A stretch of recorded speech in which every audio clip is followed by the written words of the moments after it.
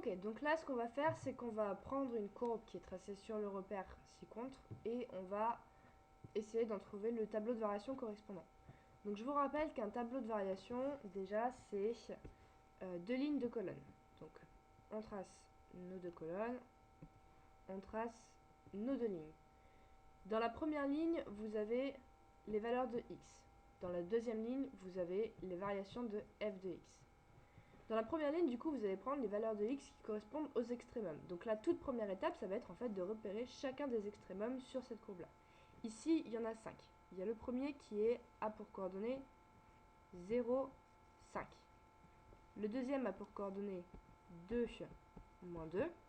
Le troisième a pour coordonnées 3, 4, 5, 6, 6, 2. Le quatrième a pour coordonnées 9, 1. Et le cinquième a pour coordonnées 10, 4. Une fois que vous avez tous vos extrémums, il va falloir maintenant les rentrer dans votre tableau de variation. Donc moi, ce que je vous conseille de faire, c'est d'abord en fait de mettre les flèches qui représentent les variations de votre fonction dans votre tableau. Donc vous voyez que d'abord votre fonction, elle est décroissante, donc vous allez mettre une flèche décroissante. Ensuite, elle est croissante. Ensuite, elle est de nouveau décroissante. Et enfin, elle est de nouveau croissante. Ensuite, vous allez rentrer les valeurs de x. Donc on a vu que premier point, il a pour valeur de x 0. Deuxième point, il a pour valeur de x 2. Troisième point a pour valeur de x 6. Quatrième point a pour valeur de x 9. Et le cinquième point a pour valeur de x 10. Et ensuite, on remplit avec les valeurs de y. Le premier point a pour valeur de y 5. Le deuxième point a pour valeur de y moins 2. Le troisième point a pour valeur de y 2. Le quatrième point a pour valeur de y 1. Et le cinquième point a pour valeur de y 4. On a donc bien un tableau de variation qui représente une courbe qui part du point de coordonnées 0, 5 jusqu'au point de coordonnées 2, moins 2, puis de nouveau au point de coordonnées 6, 2, ensuite au point de coordonnées 9, 1, puis au point de coordonnées 10, 4.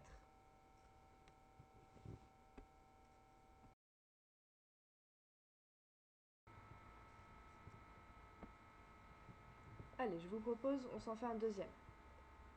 Donc tableau de variation. De nouveau, on commence tout d'abord par tracer le tableau de variation. J'ai presque envie de dire, jusque-là, c'est logique.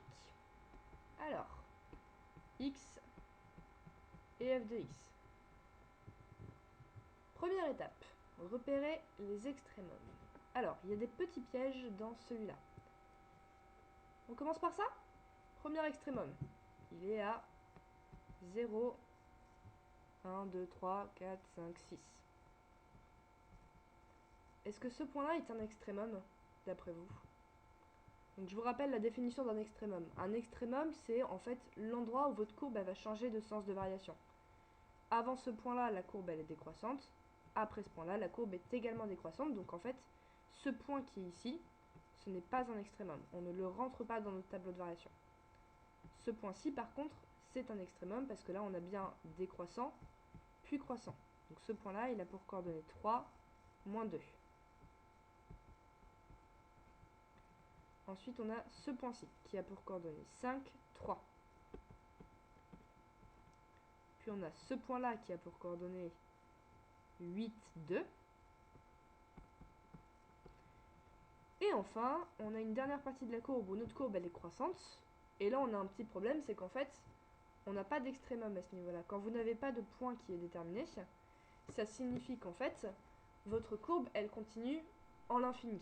Donc on dit qu'elle atteint un extrémum en fait en plus l'infini, plus l'infini. C'est ce qu'on va rentrer dans notre tableau de variation. Donc ensuite, on met les flèches, comme pour le précédent.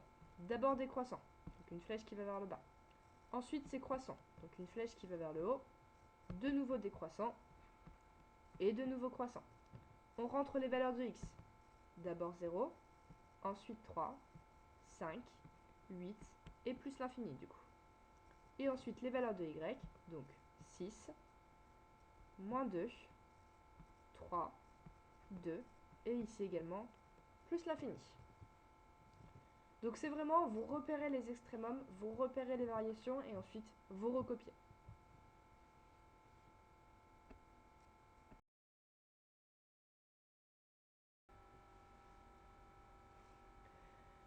Allez, on s'en fait un dernier, mais cette fois-ci, vous le faites avant moi. Donc, vous mettez la vidéo sur pause, vous regardez bien la courbe représentative du coup qui est dessinée à l'écran et vous essayez de faire le tableau de variation. Une fois que vous avez fini, vous pouvez relancer la vidéo et moi je vais m'occuper de la correction.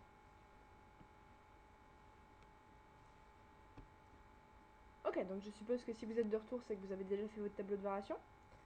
Donc on reprend. 2 colonnes, 2 lignes. Je pense que vous allez finir par en avoir marre de mes 2 colonnes, 2 lignes. X, f de x. On commence d'abord par repérer tous les extrémums. Donc celui-ci est un extrémum. Il a pour coordonnées 0, moins 3. Celui-là n'est pas un extrémum parce que du coup on a croissant, croissant, pas de changement de sens de variation, donc c'est pas un extrémum. Celui-là est un extrémum. Il est 2, 3, 4, 1, 2, 3, 4. Il a pour coordonnées 4, 4. Ensuite, on a celui-ci qui a pour coordonnées 6, 1. Et enfin, on n'a pas d'extrémum de ce côté-là, donc on est en plus l'infini, plus l'infini. Première étape, on met croissant et décroissant les flèches. Donc, d'abord c'est croissant, une flèche qui monte. Ensuite c'est décroissant, donc une flèche qui descend. Puis c'est de nouveau croissant, donc une troisième flèche qui elle va monter. Ensuite on remplit les valeurs de x, donc la première valeur de x c'est 0, la deuxième c'est 4, la troisième c'est 6, et ensuite on arrive en plus l'infini. Puis on met les valeurs de y, donc là on va avoir moins 3, ici on va avoir 4, ensuite on va avoir 1, et enfin on va avoir plus l'infini. Donc normalement si vous avez réussi à faire ce tableau de variation, vous n'avez aucun problème pour la suite.